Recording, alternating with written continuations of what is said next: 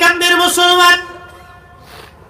হযরত আমিরুল মুমিনিন ওমর ডাক দিয়ে বললেন, বেটা তুমি তো হত্যা করে ফেলছো, আল্লাহর বিধান মোতাবেক, কোরআনের আইন মোতাবেক তোমার প্রতি মৃত্যুদণ্ড আরোপ করা হলো, তোমাকে মৃত্যুদণ্ড দেয়া হবে। ছেলেটা ডাক দিয়ে বলল, আমিরুল মুমিনিন, আল্লাহর ফয়সালা অনুযায়ী আপনি আমাকে মৃত্যুদণ্ড দিলেন, আমার কোনো আপত্তি নাই, আমি আল্লাহর ফয়সালার কাছে মাথা নত করলাম।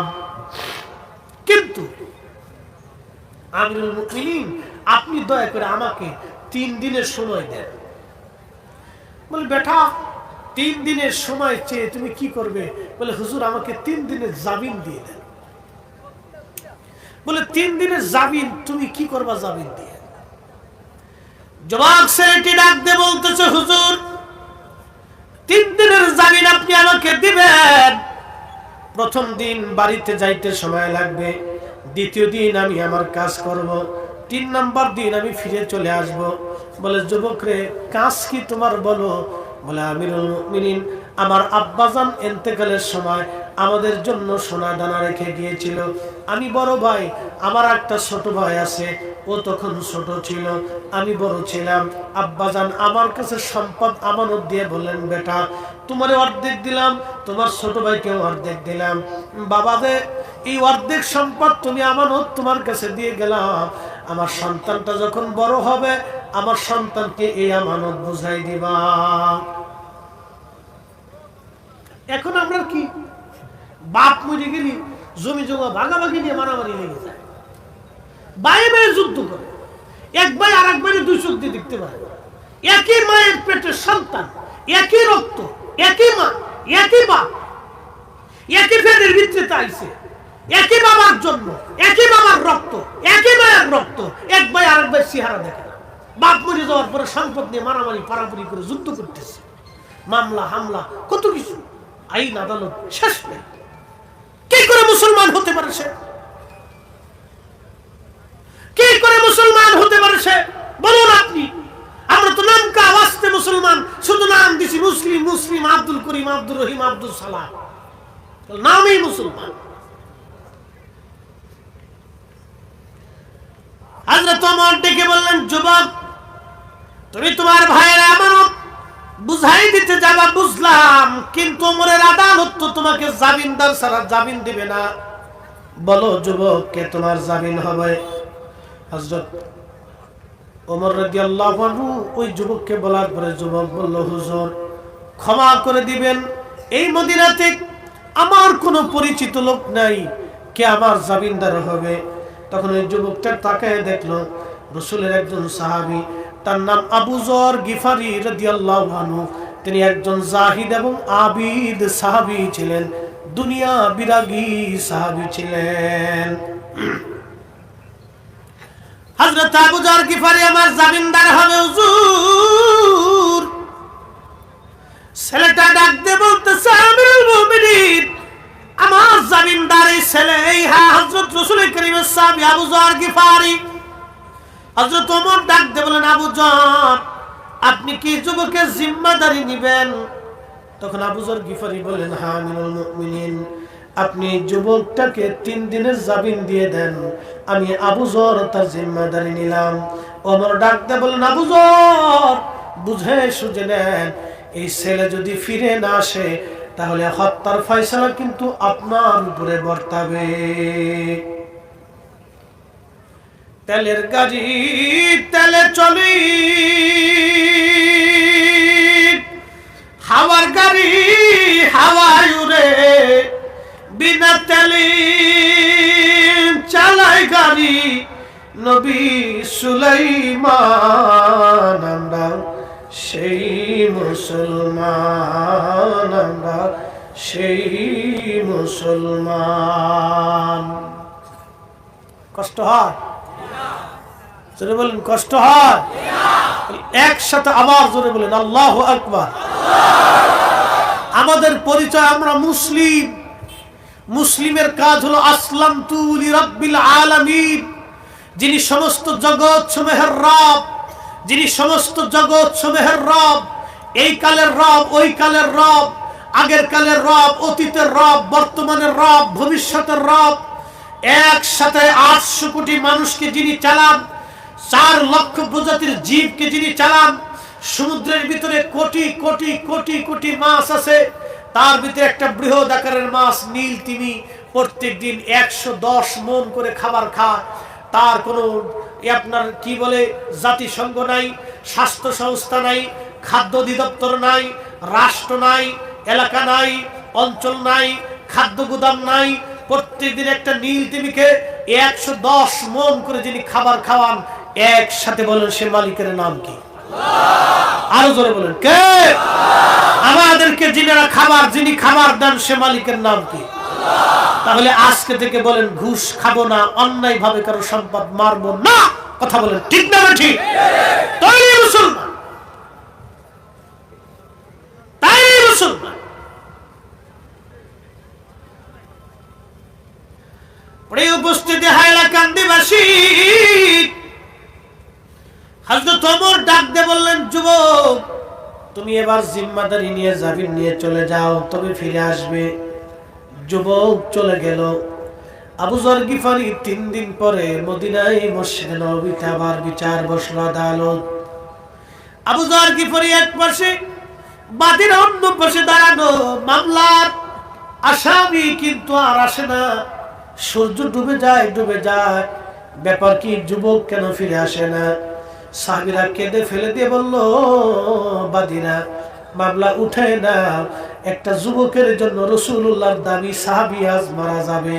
কারণ ওমর তো এমন বিচারক, পৃথিবীর কারো কথায় পরিচিত হয়ে প্রভাবে সে বিচার করবে না। আল্লাহর আইনের বাহিরে এক চুল পরিমাণ ফয়সালা হযরত ওমর দিবে না। আজকে নবীর একজন সাহাবী মারা যাবে, বাদীরা মামলা উঠায় নাও। বাদীরা বলে, না, বাবার হত্যার ফয়সালার জন্য আসছি, মামলা আমরা উঠাবো না, হত্যার ফয়সালা নিয়ে তারপরে যাব। হযরত আবু যরকে ওমর বলেন, আবু যর তোমার আসামি কোথায়? আবু যর ডাক দিয়ে বলে, ওমর আমার মন বলে সূর্য ডুবার আগেই ছেলেটা ফিরে চলে আসবে, কারণ মুসলমান মিথ্যা কথা বলে না। চিৎকার মেরে জোরে বলবেন আল্লাহু আকবার।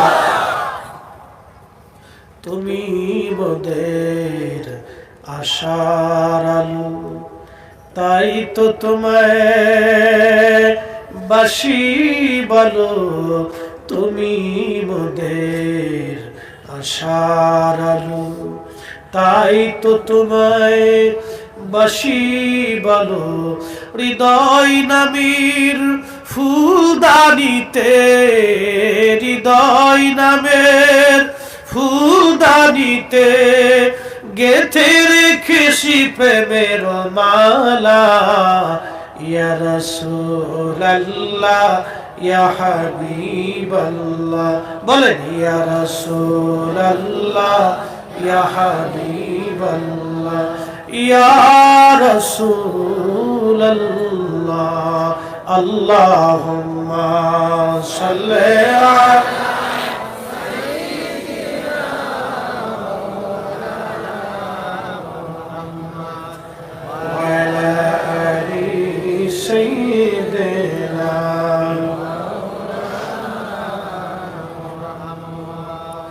হাইলাকান্দির মুসলমান খুবই মনোযোগ দিয়ে শুনে যান। এরা সাহাবী,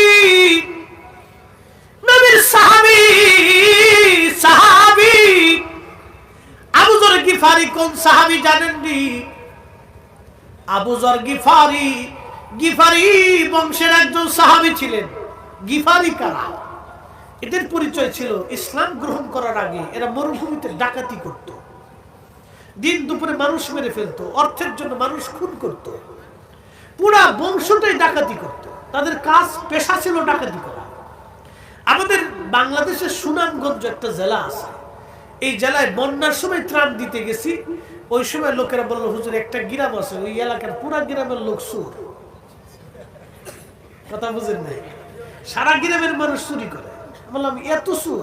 কহ সব গ্রামে, ওই গ্রামের টোটাল মানুষ চুরি করে। আমরা বলি চোরের গ্রাম। ওই গ্রামের সাথে কেউ আত্মীয়তা করে না, বিয়ে শাদী করে না, ও খালি চুরি করে বেড়ায়। বুঝতে পারছেন তো? গ্রাম শুদ্ধ। আমি বলি পুলিশই ধরে না, পুলিশও জানে এটা চোরের গ্রাম। আমি বললাম তো ভালো হয় না, ইদানিং কিছুটা ভালো হয়েছে, আগে খালি চুরি করত। তো গিফারি বংশের মানুষ ডাকাতি করত। তা আবু যর গিফারি মক্কায় আসছিলেন নবীকে দেখার জন্য। নবীর সৌন্দর্য কথাবার্তা দেখে এক বাক্যে কালিমা পড়ে মুসলমান হয়েছে। চিন্তা করলো না, এই লোক মিথ্যা বলতে পারে না। আর আমরা দিন দুপুরে মানুষ হত্যা করি, মানুষের সম্পদ চুরি করি, মানুষের সম্পদ লুণ্ঠন করি, এই আমাদের কাজ ভালো না। এই লোকই সুন্দর কথা বলতেছে। দেখেন, যারা একসময় ডাকাতি করে খাইতো, সেই বংশের একজন মানুষ কালেমা পড়ে দিয়ে পুরা বংশটাকে কালেমা পড়াইল। তারা এত ভালো হয়ে গেল, চুরি ডাকাতি সাইরে দিয়ে আবু যর গিফারি দুনিয়া বিরাগী হইয়া এমন অবস্থা হয়ে গেল, পাথরের হৃদয়ের মানুষগুলি রাসূলের সোহবতে মোমের মতো নরম হয়ে গেল। তিনি আমাদের নবী, যার জীবনে ভুল ছিল না, খাতা ছিল না, আইব ছিল না, দোষ ছিল না, ত্রুটি ছিল না, একটা কথাও জীবনে মিথ্যা বলেন নাই, অন্যায় ভাবে কাউকে একটা আঘাত কোনোদিন থাপ্পড় মারেন নাই, কোনোদিন জবান থেকে তার ফায়সা কথা আসে নাই, এক বিন্দু পরিমাণ আমানত জীবনে কারো খেয়ানত করেন নাই। রাসূল করিম আরবের যুগের জাহিলিয়াতের সময় ছিলেন ব্যান, ওনার নাম ছিল আল আমিন। আল আমিন শব্দের অর্থ হলো বিশ্বাসী। তিনি এতটাই বিশ্বাসী ছিল যে মানুষের আমানত যেইভাবে দেওয়া হতো উনি ওইভাবেই আবার ফেরত দিতেন। রাসূল বলেছেন, কিয়ামতের আগে ওয়াদাউল আমানা, আমানতের খেয়ানত বাড়বে। সন্তান বাবার হক নষ্ট করবে, বাবা সন্তানের হক নষ্ট করবে, মা সন্তানের হক নষ্ট করবে, সন্তান বাবার হক নষ্ট করবে, ধনীরা গরিবের হক মেরে খাবে, গরিবরা গরিবের হক মারবে, মানুষ ইতিমের সম্পদ নষ্ট করবে, অনেক বড় প্রভাবশালীরা দরিদ্র মানুষের সম্পদ চুরি করে খাবে। এই আমানতের খেয়ানত সারা পৃথিবীতে এখন চলতেছে। কথা বলেন ঠিক না বেঠিক? এটা কিয়ামতের আলামত। হাইলাকান্দির মুসলমান হযরত ওমর রাদিয়াল্লাহু আনহু আবু যরকে বলেন, আবু যর গিফারি, বলো তো তোমার আসামি কি ফিরে আসবে? আবু যর গিফারি ডাক দিয়ে বলল, আমিরুল মুমিনিন, মুসলমান কখনো মিথ্যা কথা বলে না। আমার মন বলে ওই যুবক আমাদের মাঝে ফিরে আসবে। চিৎকার মেরে বলেন না মারহাবা। আহা, মুসলমান কাকে বলে? আবু যর গিফারি দাঁড়িয়ে আছে, সন্ধ্যা ঘনিয়ে যাচ্ছে, ঠিক এমন সময় ওই যুবক দৌড়াইয়া দৌড়াইয়া হাঁপায়া হাঁপায়া ফিরে আসছে, সালাম দিল, আসসালামু আলাইকুম ওয়া রাহমাতুল্লাহি ওয়া বারাকাতুহু। ঠিক এমন সময় আমিরুল মুমিনিন জবাব দিলেন। যুবক ডাক দিয়ে বলল, হুজুর, আপনার আসামি ফিরে এসেছে। আমি আমার ছোট ভাইয়ের হক মিটাইয়া আমি আবার ফিরে আসছি। আবু যর গিফারি, আপনি রাসূলুল্লাহর বুজুর্গ সাহাবী, আপনাকে 3টা দিন অনেক পেরেশানির মধ্যে রাখছিলাম, দয়া করে আপনি আমাকে মাফ করে দেন, ক্ষমা করে দেন। আপনাকে চিন্তার মধ্যে ফেলে দিয়েছিলাম হুজুর, ক্ষমা করে দেন, আমি আসামি ফিরে আসছি। আমিরুল মুমিনিন, আল্লাহর ফয়সালা অনুযায়ী আপনাকে মৃত্যুদণ্ড আমাকে দিয়ে দেন, আমার কোনো আপত্তি নাই। একবার জোরে বলা যাবে কি আল্লাহু আকবার? আমরা সেই মুসলিম, ইশারা করলে নদীর পানি উজানের দিকে রওনা হইছে। আমরা সেই মুসলমান, আল্লাহর আকাশের দিকে তাকাইলে আকাশ থেকে পানি নেমে আসছে। একসাথে বলবেন সুবহানাল্লাহ। মরক্কো চিনেন? মরক্কো চিনে? এই এবছর ফুটবল খেলা ভালো একটা খেলছিল, একটা মুসলিম কান্ট্রি, আফ্রিকা, 99% সুন্নি মুসলমান। মারহাবা কইতেন না আপনারা? আমাদের এই উপমহাদেশে সুফিরা, আল্লাহর ওলিরা আমাদের কাছে দ্বীনের দাওয়াত নিয়ে আসছে। কি কথা কর ঠিক কিনা? এটা সত্য না মিথ্যা? চির সত্য কথা। ওলিরা এদেশে ইসলাম নিয়ে আসছে। তো মরক্কোতে যিনি কালেমার দাওয়াত দিয়েছিলেন, আজ থেকে 800 বছর আগে শাহজালাল ইয়ামানি এদেশে আসছিলেন। আর 800 বছর আগে মরক্কোতে কালেমার দাওয়াত দিয়েছেন, তার নাম হযরতে ইমাম মুহাম্মদ ইবনে সুলাইমান জাজুলি। মুহাম্মদ ইবনে সুলাইমান জাসুলি ছিলেন আজ থেকে 800 বছর আগের মরক্কোর ইমাম। এত মুসলমান ছিল। তো মরক্কোর একটা প্রদেশ আছে নাম বারবার। এই প্রদেশটা শুধু মরু অঞ্চল, বেশিরভাগ মরুভূমি। এই বারবার অঞ্চলে তিনি গেছেন কালেমার দাওয়াত পৌঁছানোর জন্য। তো মরুভূমির ভিতর দিয়ে চলতে চলতে চলতে চলতে জোহরের রক্ত হয়েছে, কিন্তু ওনার পানি শেষ হয়ে গেছে। মরু অঞ্চল, পানি না থাকলে কত বড় বিপদ আপনি বুঝেন। তিনি চিন্তায় পড়ে গেলেন যে আমাকে ওযু করতে হবে, নামাজ পড়তে হবে, তা আমি এখন কি করি, পানি কোথায় পাই? হযরত মুহাম্মদ ইবনে সুলাইমান জাসুলি পানি খোঁজার জন্য মরুভূমির মধ্যে দৌড়াইতে লাগলেন। লক্ষ্য করলেন বহু দূরে জঙ্গল দেখা যায় মরুর পাশে। হযরতে সুলাইমান জাসুলি চিন্তা করলেন, মরু যেহেতু আছে, পানির ব্যবস্থাও আছে, জঙ্গল যেহেতু আছে, পশু পাখিরাও আছে, আর পশু পাখি যেখানে পানিরও ফায়সালা আছে সেখানে, কারণ পশু পাখিরা পানি ছাড়া বাঁচতে পারে না। আচ্ছা, আপনাদের ভারতে বড় বড় জঙ্গল আছে না?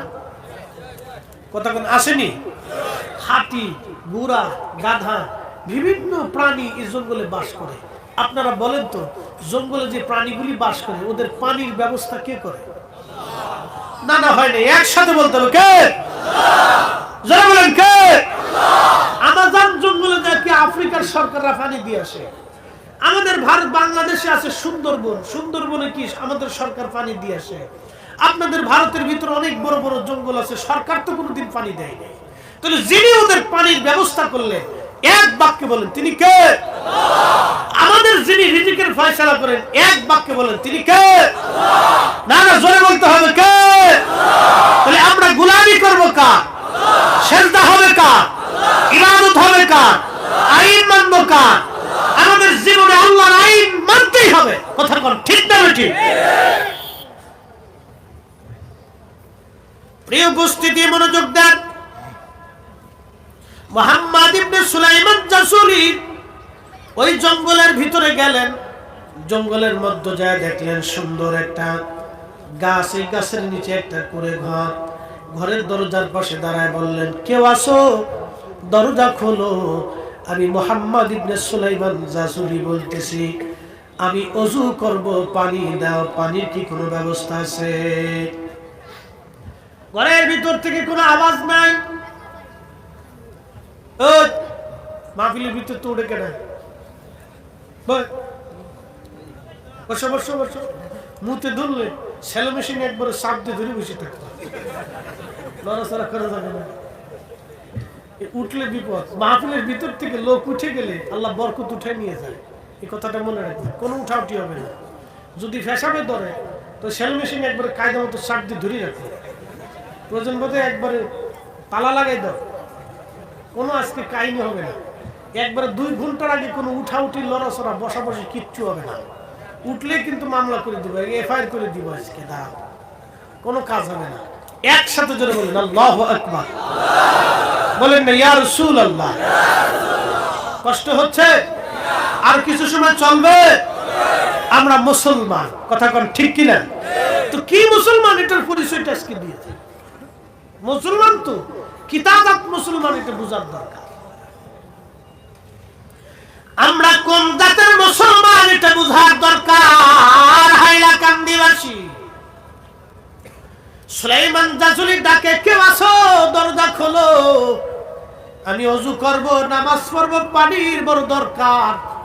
কিন্তু ঘরের মধ্য থেকে কেউ পানি আনে না, দরজাও খুললো না। উনি লক্ষ্য করলেন দূরে একটা কুয়া দেখা যায়। কুয়ার পাশে দৌড়াই গেলেন। কুয়ার মধ্যে তাকিয়ে দেখলেন পানিও আছে। সুলাইমান জাসুলি পানি উঠানোর মতো কোনো দড়ি নাই, বসক নাই।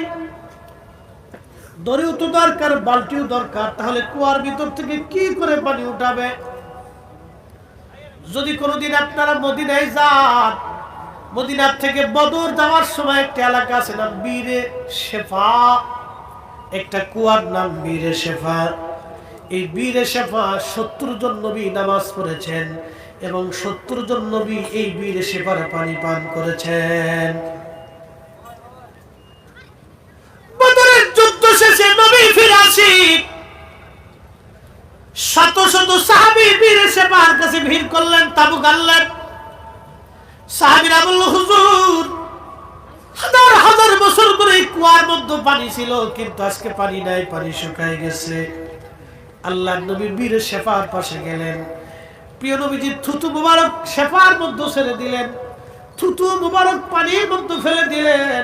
কুয়ার নিচ থেকে পানি উঠে উঠে উঠে উঠে একেবারে কুয়া পরিপূর্ণ হয়ে গেল। 1450 বছর থেকে আজ পর্যন্ত সেই কুয়া বন্ধ হয় নাই, একটা দিনের জন্য পানি শেষ হয় নাই। আমার নবীর থুতুর এত বরকত, না জানি নবীর জীবনের কত বরকত। চিৎকার মেরে বলবেন কি ইয়া রাসূলুল্লাহ? খাবার আছে, কথা কোন শক্তি আছে? নবীর থুতুর এত বরকত, যারা বলে রাসূলুল্লাহ আমাদের মতো, ওকে বলবেন তাহলে তুই থুতু মেরে কুয়ার নিচ থেকে পানি উঠা, যদি উড়াইতে না পারোস তাহলে তোর একবারে বাটাম চালান দিয়ে দিবে। আমার দিকে তাকা। 800 বছর আগে শাহজালাল ইয়ামানি মুজাদ্দিদি এদেশে আসছিলেন। শুধু উনি একা না, আরো 360 জন সাথে ছিল। সবাই নামাজ পড়ছেন নাভির নিচে হাত বেঁধে।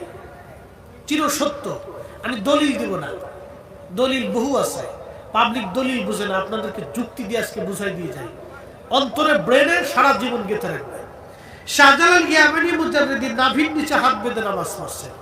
উনি যদি বুকের উপরে হাত বেঁধে নামাজ পড়তেন, এদেশের 800 বছর ধরে কোটি কোটি মুসলমান বুকের উপরে হাত বেঁধে নামাজ পড়ত। উনি নাভির নিচে বাঁধছেন বিদায় মুসলমানরা 800 বছর ধরে নাভির নিচে বাঁধে। 3 রাকাত বেতের নামাজ পড়ছেন বিদায় 3 রাকাতই বেতের চালু আছে। আর 20 রাকাত তারাবি পড়ছেন বিদায় 20 রাকাত তারাবি চালু আছে। আজকে ওরা কারা? আমার জানাজায় ভেজাল বাঁধাইছে, আমার নামাজে ভেজাল বাঁধাইছে, আমার দুয়ায় ভেজাল বাঁধাইছে, আমার তারাবিতে ভেজাল বাঁধাইছে, রমজানে ভেজাল বাঁধাইছে, সালাতুল ঈদুল ফিতর ঈদুল আজহায় ভেজাল বাঁধাইছে, আমার তাহাজ্জুদে ভেজাল বাঁধাইছে, আমার ওই তারাবির কি বলে বেতের নামাজে ভেজাল বাঁধাইছে, আমার দুয়ায় ভেজাল বাঁধাইছে, আমার মসজিদে ভেজাল বাঁধাইছে, আমার মুসলিম পরিবারে ভেজাল বাঁধাইছে, আমার সমাজে ভেজাল বাঁধিয়েছে। ওরা কারা? অবশ্যই ওরা এদেশে ইসলামের দুশমন। কথা বলেন ঠিক না? মিথ্যার বিরুদ্ধে কথা বলতেই হবে। শাহজালাল ইয়ামানি মুজাদ্দিদি এদেশে ভেসে আসেন নাই, শুধু ইয়ামান থেকে আরব হয়ে দিল্লির নিজামউদ্দিন আউলিয়ার সাথে দেখা সাক্ষাৎ করে দেশে এসেছিলেন। যাই নামাজ বিছিয়ে সুরমা নদী পার হয়েছিলেন। আজকের এই দেয়ারে তো সুরমা, সেই দেয়ারে তো সুরমা ছিল না। 800 বছর আগে বিরাট বড় নদী ছিল, সেই নদী যাই নামাজ বিছিয়ে পার হয়েছে। তোমরা যারা বিরাট বড় হকের ডিব্বা এনে আমার ভারতবর্ষে এই উপমহাদেশে ইসলামের ভিতরে মুসলমানদের ভিতরে ফেরকামা দিয়ে দিয়েছ, তোমরা শুনে রাখো, জেনে রাখো, 800 বছর আগে শাহজালাল ইয়ামানি যাই নামাজ বিছিয়ে যে নদী পার হয়েছিলেন, তোমরা যদি হকের কথা বলে থাকো, নিজেকে হক প্রমাণ করে থাকো, তাহলে তোমরাও সুরমা নদীর পাশে আসবে, বুড়িগঙ্গা নদীর পাশে আসবে, ব্রহ্মপুত্র নদীর পাশে আসবে, তোমরা কোন নদী যমুনার পাশে আসবে, তোমরা গঙ্গার পাশে আসবে, পদ্মার পাশে আসবে, তোমাদের সব শায়েখ হুজুরদেরকে ডেকে আনবে, আমরা যাই নামাজ দিব, দোয়া কালাম পরে যাই নামাজ বিছিয়ে পদ্মা নদী পার হবা। যদি পার হইতে পারো, আমরা হাইলাকান্দির মুসলমান, ভারতের মুসলমান বিনা বাক্যে তোমাদেরকে বিশ্বাস করে নিব। আর যদি পার হইতে না পারো, পানির মধ্যে ডুবে পড়ো, তাহলে আমরা তোমাদেরকে কায়দা মতো পানির মধ্যে চুবাইয়ে ধরবো। এই কথা বলেন না কেন? ফাজলিমের একটা সীমা আছে। আমার দেশে ফাজলিমের সীমা আছে। হাইলাকান্দির মুসলমান খুবই মনোযোগ দিয়ে শুনিয়া যান। হযরত মুহাম্মদ ইবনে সুলাইমান জাসুলি রাহমাতুল্লাহ আলাইহি তিনি বলতেছেন, আমি কুয়া দেখলাম কিন্তু পানি আছে, দড়ি নাই, মশক নাই, কি করে পানি উঠাবো? চিন্তায় পড়ে গেলাম আমি। ওই অবস্থায় আমি দড়ি আর মশক জঙ্গলের মধ্যে খুঁজতে লাগলাম। এদিকে দৌড়াই, ওদিকে দৌড়াই, ঘরের কাছে আসি, কুয়ার পাশে যাই, কিন্তু ঘর থেকে কেউ বের হয় না। আমার দড়ি বালতির জন্য কেউ সাহায্য করে না। এমন সময় লক্ষ্য করলাম আফ্রিকান মরক্কের একটা ছোট্ট বালিকা ও দূরে দাঁড়াইয়া দাঁড়াইয়া মুস্কি মুস্কি হাসে। জিজ্ঞেস করলাম, মারে তুমি দূরে দাঁড়ায় দাঁড়ায় মুস্কি মুস্কি হাসো, দরিয়ার মশক কি তুমি সামলাইছো? ছোট্ট মেয়েটা ডাক দেখায়